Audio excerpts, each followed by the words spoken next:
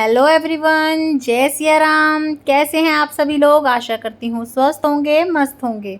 और आज की इस वीडियो में हम लोग देखेंगे कि कजरी तीज या निमाड़ी तीज की पूजा आप कैसे कर सकते हैं।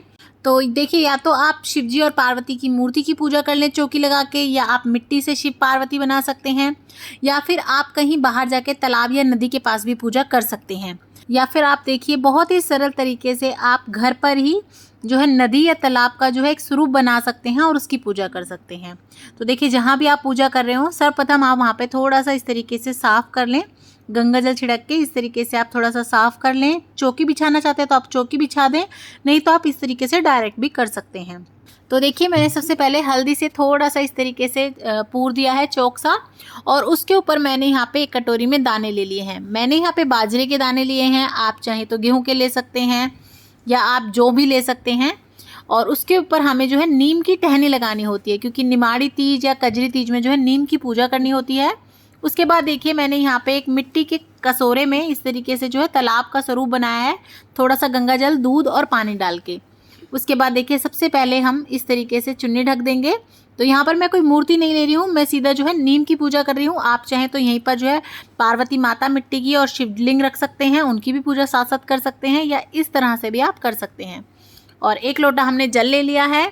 उसके बाद देखिए, हल्दी से और रोली से हम तिलक कर लेंगे इस तरीके से। और जो तीज का त्यौहार होता है वो सुहाग भाग के लिए होता है। जैसे हम लोग गनगौर वगैरह पूजते हैं या हरियाली तीज की पूजा करते हैं, इसमें भी इसी तरह से जो है शिव जी और पार्वती जी का पूजन किया जाता है, सुहाग भाग के लिए पूजा की जाती है। और ऐसा माना जाता है कि कुंवारी कन्याएं अगर इस पूजा को करती हैं तो उन्हें बहुत ही अच्छा जो है वर मिलता है। तो कुंवारी कन्या तो इसे अच्छे वर के लिए करती हैं, और सुहागन महिलाएं इसे जो है अपने अटल सुहाग के लिए करती हैं। तो इस तरह से माता पार्वती और शिव जी की आप पूजा करेंगे तो आपको जो है माता पार्वती से अटल सुहाग की प्राप्ति होती है। तो देखिए, मैंने यहाँ पे तिलक कर लिया है रोली से, और इस तरीके से हमारे लोटे पे भी, और जो हमने तालाब का स्वरूप बनाया था उस पर भी तिलक कर लिया है। अब हम यहाँ पे स्वास्तिक मान लेंगे, और जैसे हम लोग गनगौर पूजते हैं सुहाग की, उसी तरह से जो है इस तीज को भी पूजा जाता है।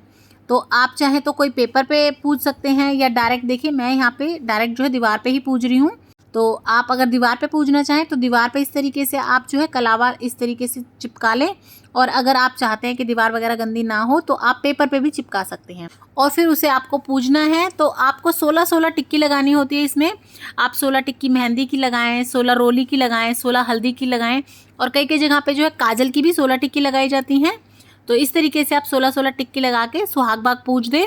उसके बाद देखिए, हम चावल चढ़ा देंगे। तो आप जो है, जो हमने यहाँ पे तालाब बनाया है उसमें चावल चढ़ा दें, जो आपने टिक्कियाँ पूजी हैं उनके ऊपर चावल चढ़ा दें इस तरीके से, और थोड़े से चावल आप अपने लोटे में भी डाल दें।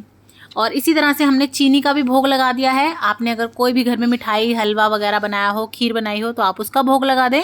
उसके बाद अगर कुछ फूल वगैरह आपको मिल जाए तो आप उन्हें भी इस तरीके से अर्पित कर दें, चढ़ा दें। और उसके बाद हम अपना दिया चास लेंगे।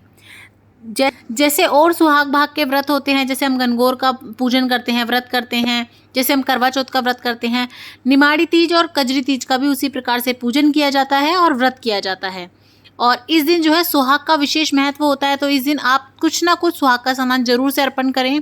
हो सके तो आप 16 चीज़ें करें, बिछुए करें, पायल करें, नहीं तो आप जितना आपसे बन पड़ता है 2-5 चीज़ तो आप ज़रूर से पूजा में भी अर्पित करें, और दान भी ज़रूर दें। और जब इस तरह की पूजा वगैरह करते हैं, आप बड़े व्रत करते हैं, तो उस समय पर जो है सुहाग के सामान के दान करने से भी जो है आपका सुहाग भाग बढ़ता है। उसके बाद अगर आपने घर पे कोई मिठाई बनाई है, कुछ हलवा खीर वगैरह बनाई है, तो उसका भोग लगा दें, नहीं तो आप किसी भी मिठाई का भोग लगा सकते हैं, साथ ही में आप कुछ फलों का भोग लगा दें। और जिस प्रकार से हम करवा चौथ का व्रत करते हैं, उसका पूजन करते हैं, और साथ में रात को चंद्रमा को अर्घ देने के बाद व्रत खोलते हैं, इस व्रत में भी इसी तरह किया जाता है। आप रात को चंद्रमा को अर्घ दे के पति के हाथ से ही अपना जो है व्रत को खोलेंगे, और उसके बाद आपने जो भी पूड़े वगैरह बनाए हो, घर में कुछ भी खाने का बनाया हो, बायना रख के सासू जी को पहले थाली निकाल के देंगे, उसके बाद आप खाना खाएंगे। और अब देखिए, मैंने यहाँ पे दिया चास लिया है। अगर देसी घी का दिया चास सके तो बहुत अच्छी बात है, नहीं तो आप तिल के तेल का भी चास सकते हैं। उसके बाद देखिए, आप अपने दिए का पूजन कर लें। इस दिन गीत वगैरह गाए जाते हैं, झूले झूले जाते हैं, खूब साज श्रृंगार किया जाता है, मेहंदी लगाई जाती है, और अच्छे घर वर के लिए और अपने अटल सुहाग के लिए ये पूजा की जाती है। इस दिन व्रत रखा जाता है।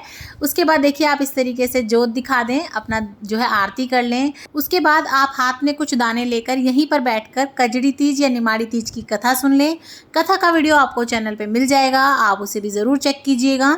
उसका भी लिंक मैं डिस्क्रिप्शन बॉक्स में दे दूंगी। उसके बाद आप कथा सुनी के दाने यहीं पे चढ़ा दें और उसके बाद आप हाथ जोड़ के क्षमा याचना कर लें कि हे भगवान, हे माता रानी, अगर हमसे कोई भूल हो गई हो तो उसे माफ़ कर देना और हमें सदा सुहागन रहने का, अटल सुहाग का आशीर्वाद देना।